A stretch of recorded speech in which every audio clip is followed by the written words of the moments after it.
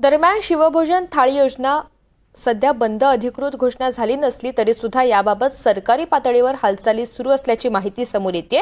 दरम्यान खरंच ही योजना बंद करण्याची गरज आहे का, या सगळ्याबाबत थेट शिवभोजन केंद्रावरून आढावा घेतलेला आहे आमचे प्रतिनिधी मोहसिन शेख यांनी। पाहूयात।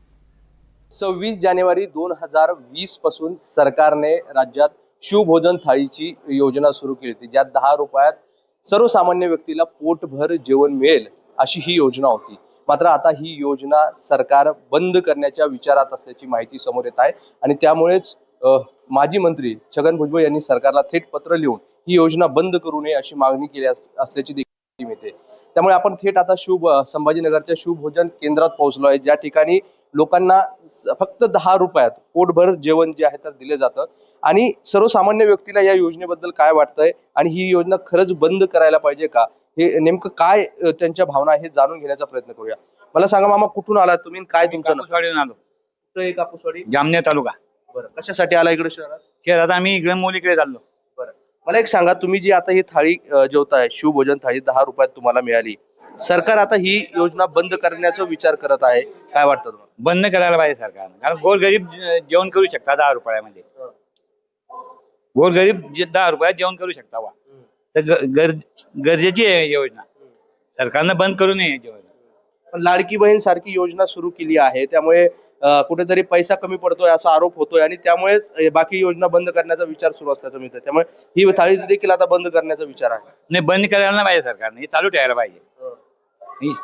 10 रुपयात म्हणजे गरीब सगळे सर्वसामान्य गरीब लोक जेवू शकता वा।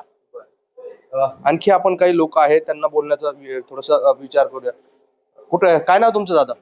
माझं नाव योगेश डोके। मी पैठण तालुक्यामधून बिडकीन ह्या गावातून आलेलो आहे आणि शिवभोजन ही योजना खूप चांगली आहे, कारण की आम्ही आज हॉस्पिटलमध्ये असताना आम्हाला 10 रुपयामध्ये जेवण भेटतं आणि खूप चांगलं जेवण येते। ह्या बस स्टँड सारख्या ठिकाणी खूप चांगलं जेवण आहे, आमचं 10 रुपयामध्ये पोटभर जेवण भेटतं। ही योजना कालांतराने कायम चालू राहावी हीच विनंती सरकारला।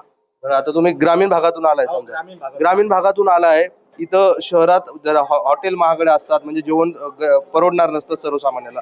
10 रुपयात खरंच पोटभर जेवण मिळतं का आणि जेवण कसं असतं? 10 रुपयामध्ये खूप पोटभर जेवण भेटतं आणि आमच्या सारख्या गरीब लोकांना हे 10 रुपयात जेवण खूप पुरतं, कारण की आम्ही महागड्या हॉटेलमध्ये जाऊ शकत नाही, कारण की 10 रुपयात इथं पोटभर जेवण भेटतं आणि चांगली सुविधा आहे, इथं चांगल्या प्रकारचं जेवण सुद्धा भेटतं।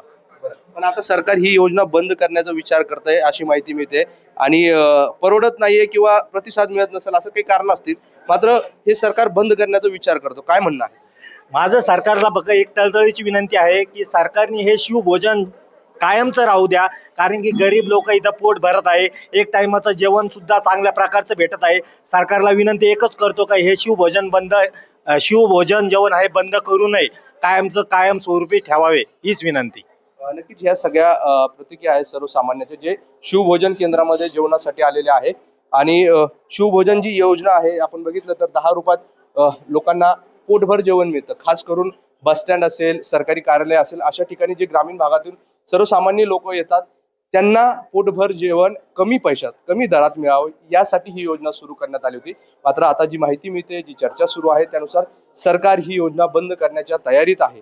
मात्र ही योजना बंद करू नये अशी प्रतिक्रिया सर्वसामान्य व्यक्तींची आहे। त्यामुळे आता सरकार यावर काय निर्णय घेतं हे पाहणं महत्त्वाचं असणार आहे। व्हिडिओ जर्नलिस्ट कपिल जाधव सह मोहसिन शेख, NDTV।